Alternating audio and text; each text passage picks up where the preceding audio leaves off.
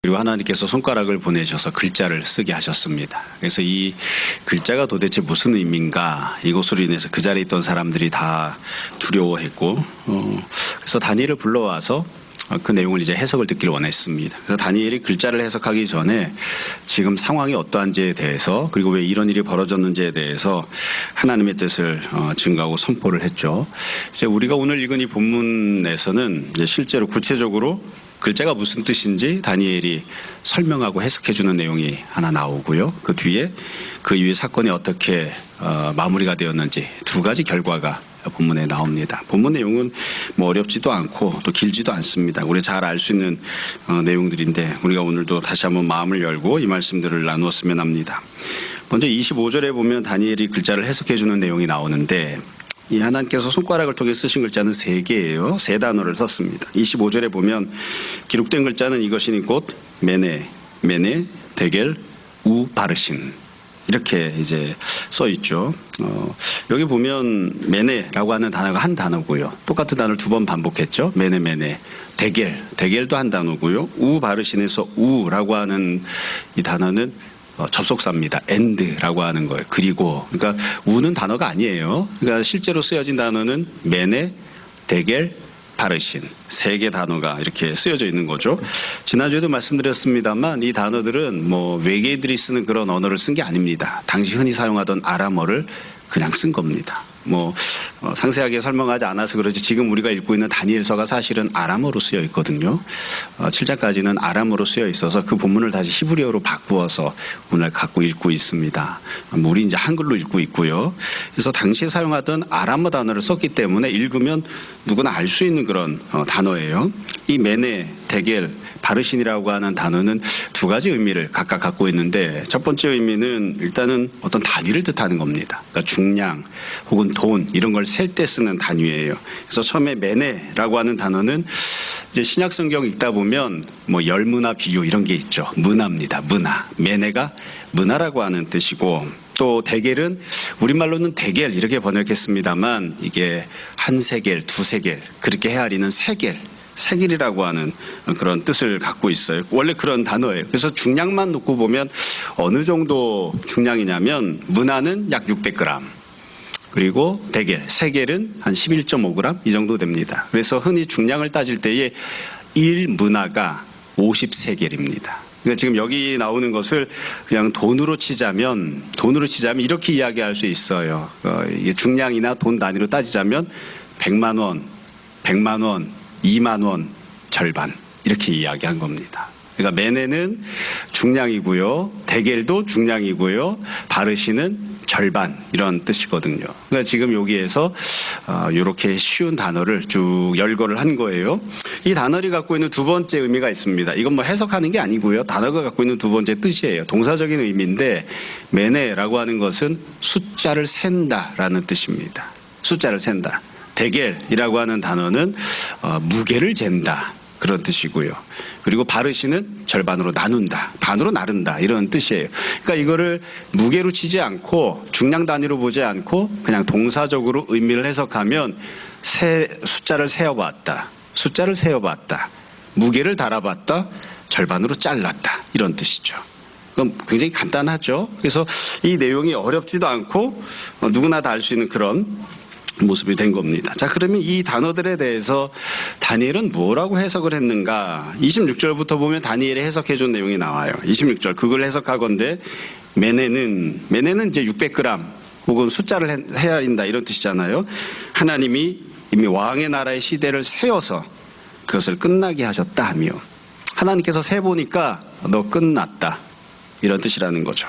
27절에 보면 데겔은, 원래 데겔이 동사로 치면 무게를 달아본다는 거잖아요. 다니엘은 이렇게 해석합니다. 왕을 저울에 달아보니 부족함이 보였다. 모자란다. 너 재봤더니만, 무게 달아봤더니만 모자란다. 이렇게 해석을 했고요. 마지막 27절에 베레스는 왕의 나라가 나뉘어서 메대와 바사 사람에게 준바되었다 함이니이다. 그러니까 원래 이 베레스라고 한 단어는 나눈다라고 하는 뜻이잖아요. 절반으로 나눈다. 그러니까 당신의 나라가 나뉘어져서 메대와 바사에게 주어질 것이다. 이렇게 해석을 했습니다.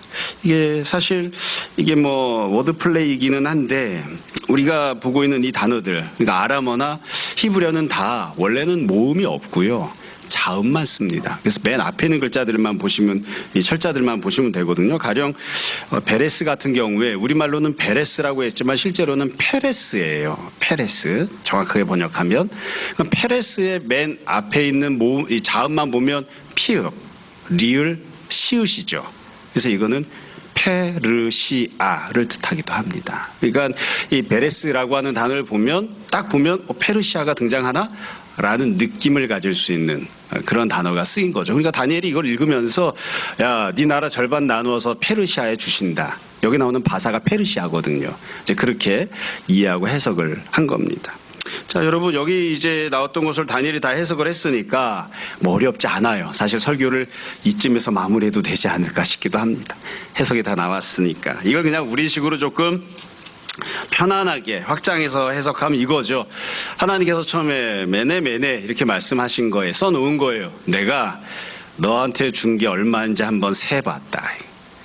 내가 너한테 얼마나 주었는지 세고 또 세봤다.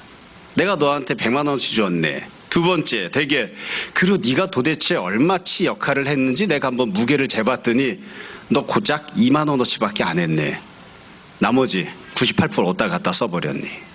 내가 너한테 준 은혜가 100가지인데 내가 네가 했던 일들, 네가 감당했던 걸 무게를 재보니까 고작 2개 정도만 그걸 한 거야? 이렇게 하신 거죠. 그리고 나서 맨 끝에 바르신 아무래도 안 되겠다. 잘라서 반토막 내서 내가 다른 사람들에게 줘버려야 되겠다. 이제 하나님께서 그렇게 쓰신 것으로 이렇게 다니엘이 해석합니다.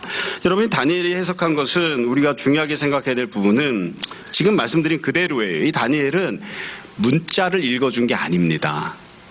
계속해서 반복해서 말씀드리지만 이 문자가 어떤 철자적인 의미를 갖고 있는지는 그 당시 사람들 다 알고 있어요. 그 자리에 있는 사람들도 다 알고 있고 벨사살도 알고 있어요. 그럼 다니엘은 뭘 해준 거냐면 해석을 해준 거죠. 그게 실제로 역사 속에서 지금 현재 상황 속에서 너에게 어떤 의미를 갖는지 해석을 해준 거예요. 그걸 우리식으로 쉽게 이야기하면 이겁니다. 그냥 다 글자를 모르는 사람들에게 글자를 가르쳐준 게 아니라 다 알고 있는 사람들에게 하나님의 뜻이 무엇인지를 증거하고 선포한 거예요. 그래서 지난주에 말씀드린 것처럼 이게 어려운 이유는 딱 한 가지 때문입니다. 감히 왕 앞에서 이런 이야기를 할 수 있는가. 왕도 그 글자를 알아요. 왕도 그 글자를 알아요. 여러분, 요즘 우리나라가 시국이 어수선하고 난리니까 만약 통치자 앞에서, 대통령 앞에서 하나님이 손가락으로 이렇게 썼다고 치자고요. 세봤다, 달아봤다, 반토막 낸다. 그러면 그 앞에서 지금 다니엘이 이야기한 것처럼 해석하실 수 있는 분, 모가지가 당장 날아갈 수도 있는데 직장이 사라질 수도 있는데 어떻게 이걸 해석하겠어요. 그러니까 지금 다니엘이 했던 일은 뭐냐면 글자를 풀어준 게 아니고 하나님의 뜻이 무엇인지를 선포한 겁니다. 그래서 이게 굉장히 중요한 것이죠. 이 하나님의 말씀을 선포했는데 이 선포한 내용이 뭐냐면 간단하죠. 너 통치자 자리에서 내려와야 된다. 네가 다스리는 나라 망했다 이거예요. 네 나라를 내가 쪼개서 다른 사람에게 줄 거다. 너는 더 이상 통치자 노릇할 수도 없고 네가 다스리던 나라는 이제 망한 거야. 이렇게 선포한 거예요. 그러니까 이게 참 입에 담기 어려운 얘기를 지금 하고 있는 거죠. 그래서 이걸 한편으로 생각해 보면 그런 것 같아요. 하나님께서 바벨론을 많이 사랑하신 것 같습니다. 여러분, 한 나라가 망할 때 하나님께서 구체적으로 선지자를 보내셔서 네가 왜 망하는지, 무엇이 문제인지 구체적으로 알려주시고 선포하신 경우가 이스라엘 빼고는 없었습니다. 여러분, 구약 역사를 한번 생각해 보세요. 누구에게 하나님 이렇게 말씀하신 적이 있나요? 이스라엘이 망할 때 선지자들이 목을 내놓고 목숨을 걸고 왕 앞에 가서 유대 왕들에게, 북이스라엘 왕들에게 선포했다고요. 하나님이 너에게 베푸신 은혜를 세보시고 하나님이 네가 했던 일들을 달아보시니까 너는 깜냥도 안 내고 하나님 베푸신 은혜를 치 멋대로 행동하고 죄 지었으니까 하나님이 너를 잘라내고 나라 토막 내서 너도 포로로 끌려가고 네 자식들도 포로로 끌려가고 나라 망할 거다. 그러니까 하나님이 선지자들을 통해서 이스라엘에게만 이렇게 말씀하셨어요. 근데 지금 그 말씀하시는 은혜를 바벨론 벨사살에게도 말씀하고 있는 거예요. 그러니까 벨사살이 듣기는 싫어도 굉장히 큰 은혜를, 다시 말씀드립니다, 이스라엘 백성들만 받았던 은혜를 받고 있는 거예요. 전 이런 본문들을 읽을 때마다 그런 생각을 합니다. 어떤 분들은 목사님이야 하고 싶은 얘기 다 하고 사시잖아요. 그러지만 제가 하고 싶은 얘기 10%도 못 하고 살거든요. 야, 이런 얘기를 할 수 있을까? 심판받아 망하는 사람 앞에서 이런 얘기를 할 수 있을까? 이런 얘기를 참 하기 어려운 이유는 우리가 딱 살면서 알기 때문이에요. 상대방이 싫어하는 얘기 누가 할 수 있겠습니까? 사실 목사님들도 같이 모이면 막 울분을 토할 때가 있어요. 왜 울분을 토하냐면 하나님 말씀은 명확하게 이것인데 성도들 눈치를 보느라 성도들 기분 상할까 봐 하지 못하는 이야기들이 많이 있어서 막 울분을 토하는 거예요. 여러분들은 아니 성도들 기분을 살피느라 목사님이 못하는 말이 있을까? 많이 있습니다. 제가 이게 뭐 이렇게 많이 오래 살지는 않았지만 어느덧 그래도 전도사 때부터 해서 한 30년 사역을 하다 보니까 경험을 통해서 배운 것들이 있어요. 주로 성도들 앞에서 해서는 안 되는 내용이 3가지가 있는데 첫 번째는 돈과 관련된 것입니다. 성도들이 돈을 많이 사랑하거든요. 주식 투자하지 마라, 코인 사지 마라, 집 투기 하지 마라, 엉뚱한 데 땅 사지 마라, 열심히 일해서 그것으로 벌어먹고 살아라, 안 되면 그냥 가난하게 살아라, 이렇게 이야기하면 성도도 굉장히 듣기 싫어합니다.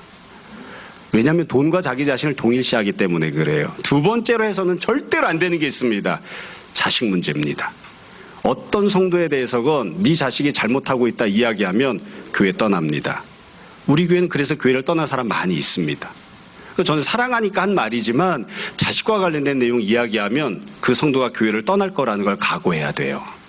3번째로 해서는 안 되는 내용이 정치적인 내용입니다. 아무리 하나님의 뜻이 명확해도 그래도 국민의힘을 비판하거나 민주당을 비판하면 성도들이 교회 떠납니다. 그러니까 무엇이 옳은지를 몰라서가 아니라 이야기해봤자 받아들이지도 않을 것이고 도리어 악하게만 반응할 거니까 얘기를 안 하는 거예요. 정말 최소치로 줄여서 이야기를 해요. 법적으로 단죄가 되어서 대통령이 구속이 되면 왜 이런 상황이 생겼는지 우상 숭배 때문이다 이렇게 이야기를 해도 마음에 상처를 받는 성도들이 생기고 목사 말을 등지고 그리고선 교회를 떠나는 사람들이 생긴다고요. 이건 뭐 국민의힘이건 민주당이건 다 마찬가지예요. 그래서 이 사람들이 이렇게 어떠한가 상황을 이렇게 쭉 놓고 보면 그래서 성도들을 향해서 목사가 하지 않는 얘기들이 있습니다. 할 얘기가 없어서 그런 게 아니에요. 성도들이 기분 나쁠까봐 얘기 안 하는 거죠. 돈 문제, 자식 문제, 정치적인 문제 얘기 안 해요. 그럼 성경에서 그걸 안 가르치는가? 가르칩니다.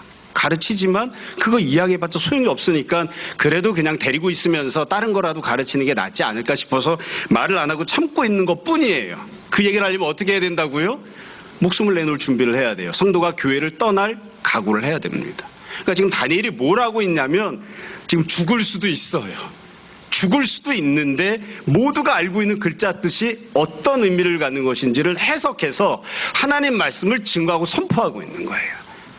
이게 지금 다니엘이 벨사살 앞에서 하고 있는 행동입니다. 자, 다니엘이 이와 같이 해석을 해주었을 때 결과적으로 어떤 결과가 생겼는가? 2가지 결과가 생겼는데 첫 번째 결과는 다니엘에게 벌어진 일입니다. 29절에 보면 이렇게 돼 있습니다. 이 벨사살이 명하여 그들이 다니엘에게 자주색 옷을 입히게 하며 금사슬을 그의 목에 걸어주고 그를 위하여 조서를 내려 나라의 셋째 통치자로 삼으니라. 그러니까 벨사살이 다니엘에게 해준 것이 첫 번째 결과죠. 여기 보면 벨사살이 이 문자가 어떤 뜻인지 해석해 주는 사람에게 이 3가지를 해주겠다고 이미 약속을 했었습니다. 그러니까 벨사살은 자기가 약속한 그대로 하는 거예요. 그대로. 자주색 옷을 입혀주고 금사슬을 걸어주고 그리고 나라의 셋째 통치자로 삼았습니다. 여러분 우리가 이 부분을 잘 이해하고 해석을 해야 됩니다. 어떤 분들은 이걸 보면 한국 남자들이 이런 생각할 수도 있어요. 야, 장부 같다. 대장부 같네. 자기 듣기 싫은 얘기를 했어도 그래도 자기 약속은 하나 잘 지키네. 약속한 대로 하잖아요. 약속한 대로. 벨사살이 이렇게 해주겠다고 약속을 했었죠. 다니엘이 벨사살 듣고 싶지 않은 얘기를 했음에도 불구하고 약속을 그대로 지키잖아요. 가서 때려 죽이고 싶을 텐데 그게 아니라 높여주고 상 주고 이렇게 약속을 잘 지킵니다. 그래서 우리가 이걸 잘 해석을 해야 되는데 여러분 벨사살이 약속도 잘 지키고 장부답고 남자답고 그런 건가요? 괜찮은 사람인 건가요? 뭐 물론 겉모습만 놓고 보면 그렇게 해석할 여지가 있기도 합니다. 그러나 우리가 이 모습에서 잘 생각해야 될 점은 이거예요. 벨사살이 하는 행동은 이런 의미를 갖습니다.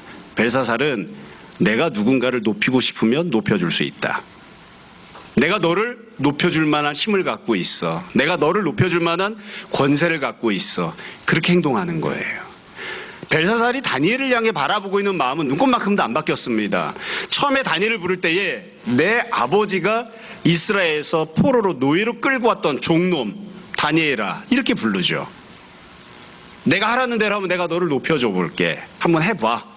앞에서 재롱을 부려봐. 그럼 내가 한번 잘해줄게. 이렇게 다니엘을 멸시하는 태도를 갖고 있었는데 지금도 어떠하냐면 내가 원하면 내가 너를 높일 수 있지. 내가 너를 원하면 내가 너를 죽여버릴 수도 있어. 근데 내가 원하는 대로 그렇게 안 하고 내가 너에게 은혜를 베풀어 주마. 이런 식으로 행동을 하고 있는 거예요. 그래서 이게 왜 문제냐? 약속을 지켰다는 것이 문제가 아니라 이 행동 자체가 어떤 의미를 갖는가, 어떤 측면을 갖는가, 이것 때문에 문제인데 지금 왜 하나님이 벨사살에게 책망을 하시고 꾸지람하시고 나를 빼앗겠다고 하시나요? 한 사람을 살리고 죽이는 것, 높이고 낮추는 건 네가 갖고 있는 권한이 아니라 내가 갖고 있는 권한이야. 하나님만이 누군가를 높이시기도 하고 낮추시기도 하고 하나님만이 죽이기도 하시고 살리기도 하신다. 그 권한을 내가 너에게 잠시 준 것뿐이다.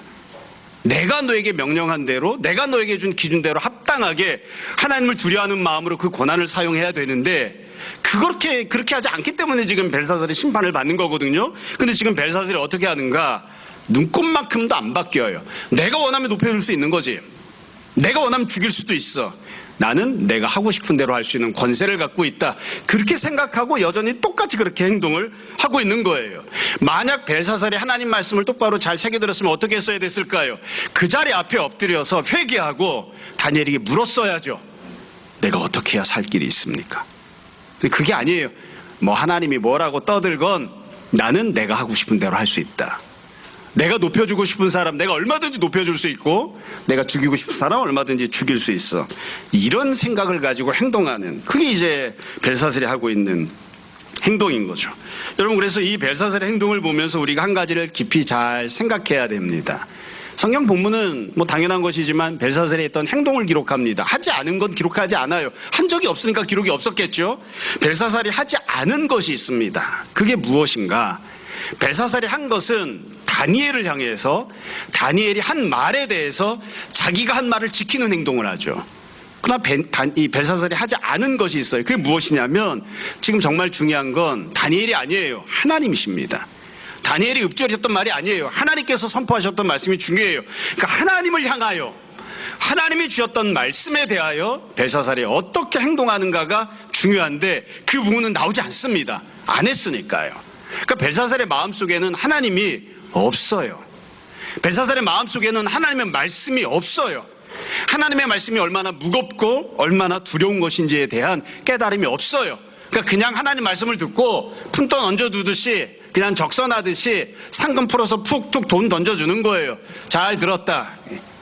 잘 들었다. 내가 돈값 해줄게 하고 돈 던져주는 거죠. 이게 지금 벨사살이 하고 있는 행동입니다. 예전부터 이렇게 가끔씩, 요즘은 이제 이 얘기를 많이 안 하지만 많이 하던 이야기가 있습니다. 종종 성도분들 중에는 하나님 앞에 나와서 기도할 때에 무슨 무당대 하듯이 하는 경우들이 있다고요.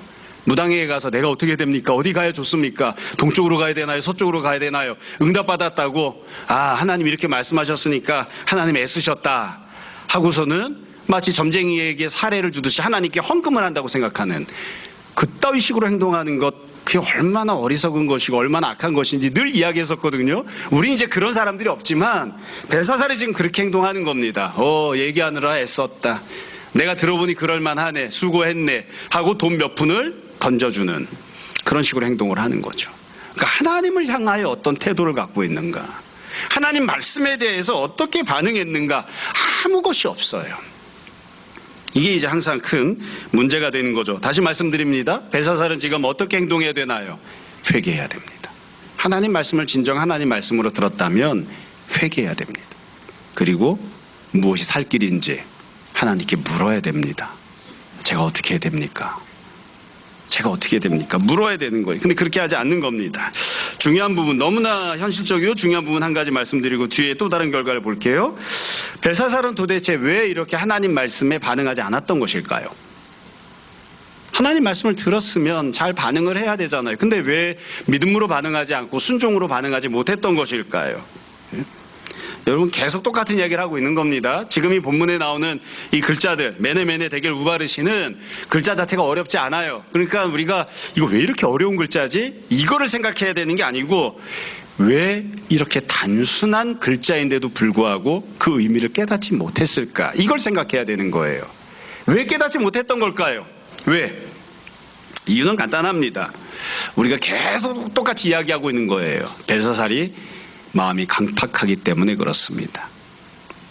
마음이 강팍하기 때문이에요. 삼척 동자도 다 알 수 있는데 마음이 강팍해서 그래요. 지난주에도 계속 말씀드렸죠. 다니엘이 글자를 해석하기 전부터 처음부터 딱 이야기를 한다고요. 네 애비 때부터 죄를 짓기 시작해서 하나님이 회개하라고 말씀하시고 기회 주셨는데 네가 지금도 회개하지 않고 이 모양 이 꼴이기 때문에 그래서 하나님이 너를 심판하시고자 손가락을 나타나게 하시고 글자를 쓰게 하신 거야. 해석하기 전부터 이미 다 얘기를 하잖아요. 상황이 뻔할 뻔짜로 다 알고 있어요. 어떤 상황인지. 근데 벨사살만 받아들이지 않는 거죠. 마음이 강팍해서 그렇습니다. 마음이 교만해서 고집 부리고 있기 때문에 나는 내가 하고 싶은 대로 할 거고 그렇게 하고 살아도 상관없어. 그렇게 생각하고 있는 거죠. 이걸 그냥 쉽게 우리식으로 이야기하면 뭐 표현이 어려워서 강팍하다 이렇게 이야기하는 것뿐이지 듣고 싶지 않은 겁니다. 듣기 싫어. 듣기 싫은 마음을 갖고 있기 때문에 이렇게 반응을 하는 거죠. 이걸 조금 더 그냥 현실적으로 이야기하면 나 자신이 공격받는 걸 견디지 못하는 거예요. 공격받고 싶지 않아요. 이걸 조금 더 좀 자매 스타일로 이야기하자면 상처받고 싶지 않아요. 그게 하나님 말씀이건 하나님 뜻이건 무엇이건 나는 내 마음에 상처받고 싶지 않아. 내가 하는 것을 다 옳다고 인정받고 싶고 내가 하는 게 설령 잘못되었어도 잘한다 그렇게 이야기하는 걸 듣고 싶어요. 잘못한다. 너 그렇게 하면 심판받는다. 하나님이 너에게서 빼앗으셔서 다른 사람에게 줄 것이다. 이런 얘기 안 듣고 싶어요. 그리고 그걸 부정해버리고 싶은 거죠. 듣고 싶은 이야기만 들으려 하고 하는 그 태도가 이제 우리가 흔히 이야기하는 강팍한 것입니다. 강팍한 마음을 갖고 있기 때문에 하나님 말씀을 들었음에도 불구하고 이 모양 이 꼴이 된 거예요. 그럼 여러분 이 해석을 했던 것을 잘 보세요. 다니엘 했던 해석은 아주 간단한 기준을 가지고 해석합니다. 동사 3개 나왔잖아요. 주어를 누구로 볼 것인가가 제일 중요합니다. 셌죠. 누가 센 건가요? 하나님께서 세셨다. 무게를 달아보죠. 누가 달아보는 건가요? 하나님께서 무게를 달아보셨다. 쪼각내고 잘라버리잖아요. 누가 자르시나요? 하나님께서 잘라버리신다고요. 하나님께서 너에게 주셨던 것들 하나님이 세보셨다. 네가 어떻게 어떤 식으로 행동했는지 하나님이 무게를 달아보셨다. 그 결과에 대해서 하나님이 쪼각내고 잘라내시고 하나님이 심판하신다. 이게 다니엘이 해석한 아주 중요한 기본적인 원칙입니다. 그러니까 다니엘이 이 내용에 대해서 글자에 대해서 하나님의 뜻을 이해하고 해석할 때에 기준을 딱 한 가지로 잡은 거예요. 하나님은 어떻게 생각하시는가? 하나님은 어떻게 평가하시는가? 그리고 지금 살아서 역사하시는 하나님께서 준엄하게 어떻게 행동하시고 역사하시고 심판하실 것인가? 그러니까 하나님을 주어로 놓고 보는 겁니다. 하나님을. 벨사살은 죽어도 이게 안 됩니다. 나는 어떻게 받고 있는가? 나는 무엇을 하고 싶은가? 나는 어떠한가? 나는 그러고 있는 거예요. 나는 상처받고 싶지 않고 나는 듣고 싶지 않은 얘기 듣기 싫고 내가 하고 싶은 것만 하고 싶고 내가 하기 싫은 건 안 하고 살고 싶어. 여지껏도 그렇게 살아왔으니까 앞으로도 그렇게 살 수 있을 거야. 그렇게 살고 싶어. 이렇게 생각하고 있는 거죠. 주어를 못 바꿔요. 주어를. 결국 이 지경을 만나고 만 것입니다. 여러분, 그래서 우리가 실제로 이 땅에서 살아가는 동안에, 이 세상에서 살아가는 동안에 굳이 하나님께서 우리에게 손가락을 나타나게 하시고 벽에다가 막 글자를 써주시고 한글로 세봤다, 재봤다, 쪼각낸다 이렇게 안 쓰셔도 하나님께서 직통계시로 천사를 통해서 무언가를 보내주시지 않으셔도 우리가 얼마든지 훤히 알 수 있습니다. 우리가 지금 어떻게 살고 있는지, 우리가 어떻게 될 것인지 훤히 알 수 있습니다. 하나님을 주인의 자리에 앉혀두고 하나님이 평가하신다는 생각으로 내가 그 앞에 나를 겸손하게 세워두면 굳이 손가락이 나와서 쓰지 않아도 얼마든지 알 수 있어요. 얼마든지. 우리가 아이들 이렇게 맨날 이야기하잖아요. 애들한테 늘 미안하지만 이번에 시험을 어떻게 볼런지 내가 인생을 어떻게 살고 있는지 굳이 하나님이 손가락 나타나셔서 놀았지 성적 나쁠 거다 이렇게 꼭 써주셔야 되나요? 안 써주셔도 스스로가 스스로를 하나님 앞에 세우면 얼마든지 압니다. 그걸 왜 모릅니까? 다 알 수 있습니다. 그 뒤에 보면 마지막 결과가 나옵니다. 결국엔 어떻게 되었는가? 벨사살은 다니엘에게 이렇게 행동을 했어요. 그러면 하나님은 어떻게 하셨는가? 30절 31절입니다. 30절에 보면 그날 밤, 시간이 더 많이 지나가지도 않았어요. 그날 밤 갈대 왕 벨사살이 죽임을 당하였고, 죽임을 당했다 수동태죠. 정확하게 번역하면 뭘까요? 누가 죽였던 걸까요? 물론 사람들이 와서 죽였겠죠. 하나님께서 벨사살을 죽이십니다. 넌 그냥 여기서 끝나야 되겠다 하고 그냥 죽이십니다. 그리고 31절에 보면 메대 사람 다리오가 나라를 얻었다. 이것도 능동태냐 수동태냐와 상관없이 의미상 수동태예요. 하나님께서 메대 사람 다리오에게 나라를 주십니다.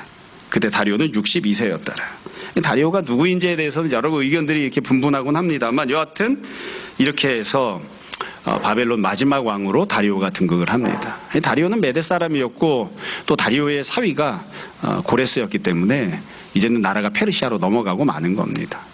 다리오가 실질적으로 바벨론의 마지막 왕으로 올라서기는 했지만, 메대 제국이 이제 페르시아 제국이 바벨론을 집어삼키는, 결국 바벨론은 망한 거죠. 실제 역사가들이 기록해 놓았던, 성경에서 이거 아주 단순하게 기록했습니다만 역사가들이 기록했던 내용들이 있어요. 그날 밤에 무슨 일이 있었는지, 메대와 페르시아 연합군이 성으로 쳐들어와서 성을 점령하고, 그리고 이 벨사살을 죽이고, 그리고 나서 장인이었던 다리오가 황제로 등극하고, 나중에 조금 뒤에는 우리가 잘 아는 고레스가 이제 바벨론 제국을 일으키고 황제가 되는, 제국의 왕이 되는 그런 내용들이 쭉 나옵니다. 아주 간단하잖아요.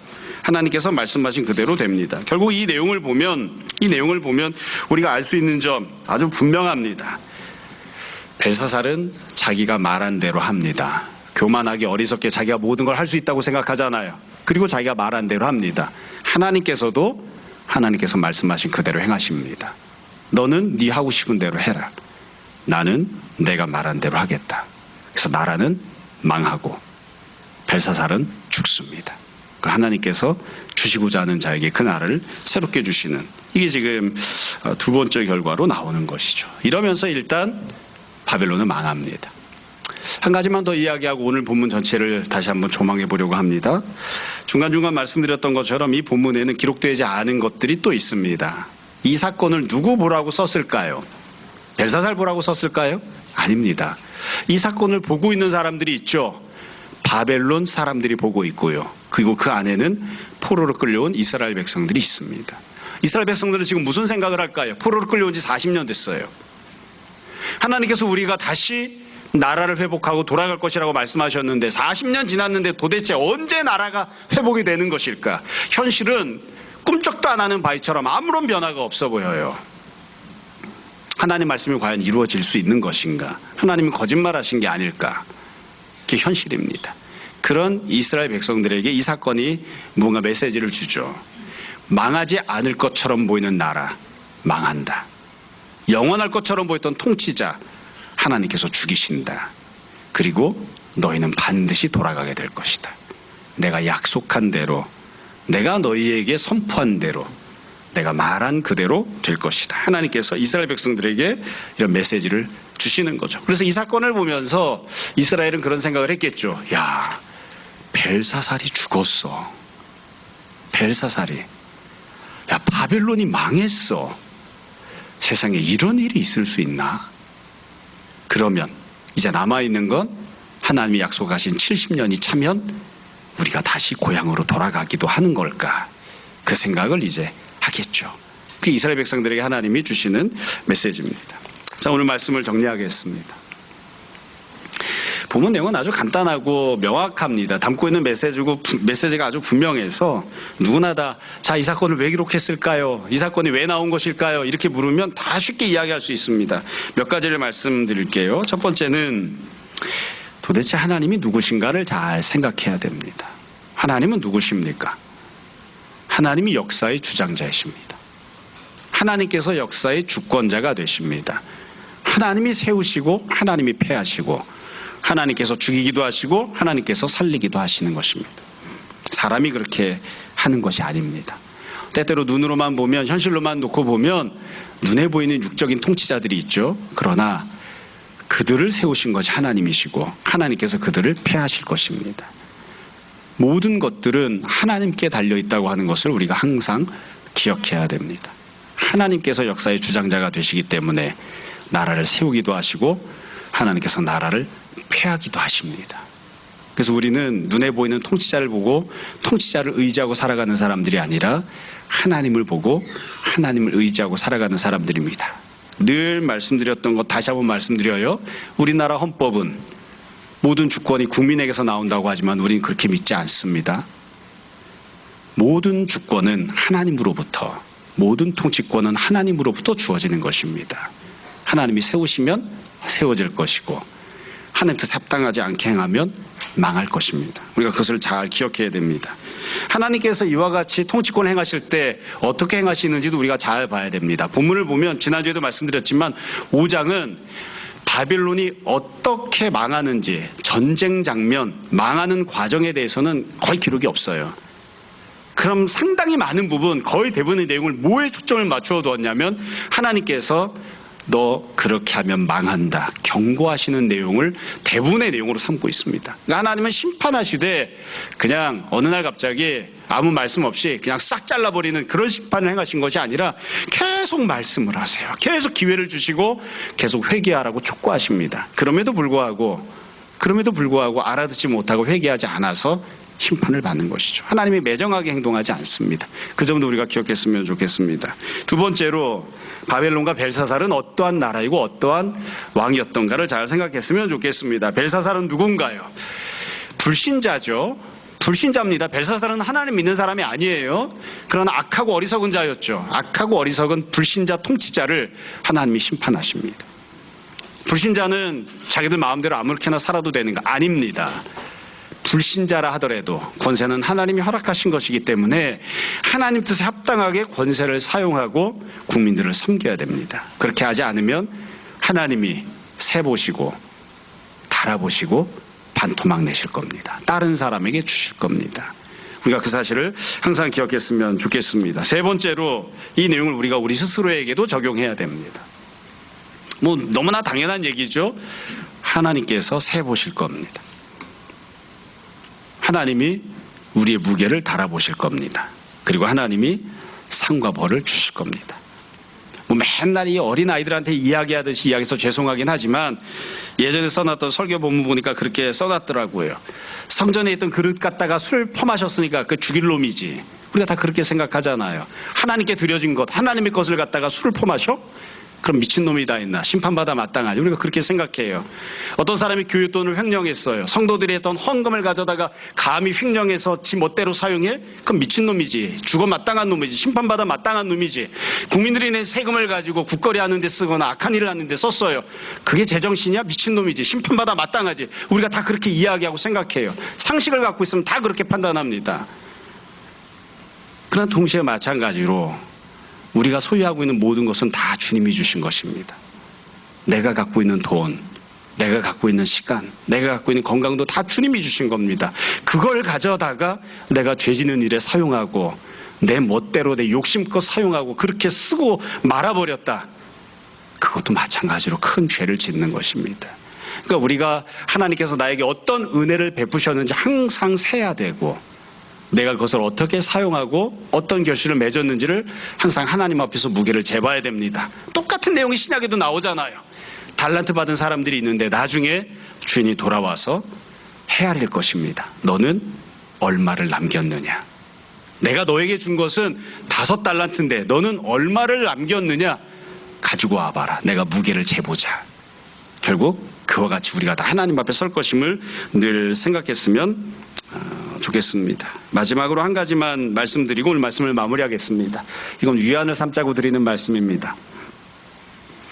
다니엘이 어떻게 했는지를 잘 또 생각을 해야 되는데 다니엘이 했던 행동을 놓고 보면 세상이 나에게 아무것도 줄 수 없다는 그런 종말론적인 관점을 가지고 행동을 합니다. 바벨론은 벨사살은 나에게 아무것도 줄 수 없다. 하나님이 주셔야 주는 겁니다. 다니엘이 그렇게 믿고 행동을 하잖아요. 바벨론은 벨사살은 나의 목숨을 빼앗아갈 수 있을지 몰라도 내가 갖고 있는 무엇도 빼앗아갈 수 없다. 하나님이 허락하시지 않으시면 아무것도 나에게서 앗아갈 수 없다. 다니엘이 그런 믿음으로 행동을 하잖아요. 그러니까 우리도 그런 믿음을 가져야 됩니다. 그런데 좀 동시에 위안을 좀 삼자면 다니엘이 지금 이와 같이 행동할 때는 나이 많아 죽기 직전입니다. 노년이 다 되었을 때입니다. 젊었을 때가 아니에요. 물론 젊었을 때에도 믿음으로 행동했던 것들이 다니엘 1장, 2장부터 쭉 나오지만 지금은 나이가 많았을 때거든요. 그래서 우리가 다 아는 대로 사실 나이가 먹는다고 해서 하고 기도하고 믿음의 훈련을 해야 나이가 들어가면서도 믿음이 성장하는 겁니다. 다니엘은 그렇게 성장을 했어요. 훌륭한 믿음을 갖고 있잖아요. 그러니까 지금은 설령 다니엘 같은 믿음이 없어도 내가 다니엘 정도의 나이가 되었을 때, 뭐 여기 물론 그런 넘어선 분들도 있지만 다니엘처럼 나이를 먹었을 때 다니엘 같은 믿음을 갖고 살아야지 하는 그런 마음의 소망을 가질 수 있었으면 좋겠습니다. 우리가 하나님 앞에 서기 얼마 전 되었을 때에 그때에도 돈에 얽매이고 그때에도 권력에 얽매이고 그때에도 세상이 주는 무언가를 받겠다고 그때도 발버둥 치고 사는 그런 모습이 아니라 다니엘이 보여준 것처럼 하나님을 바라보고 세상은 나에게 아무것도 줄 수 없다. 세상은 나에게서 아무것도 빼앗아갈 수 없다. 하나님만이 나에게 주시고 하나님이 나를 심판하신다. 그런 모습으로 우리가 살 수 있었으면 좋겠습니다. 날마다 믿음 가운데 성장하고 주님을 기쁘시게 하고 그래서 주님께 인정받고 상급받는 우리 모두가 되었으면 합니다. 이런 귀한 은혜가 우리 모두에게 풍성히 임하기를 주님 이름으로 축원합니다. 잠시 기도하겠습니다.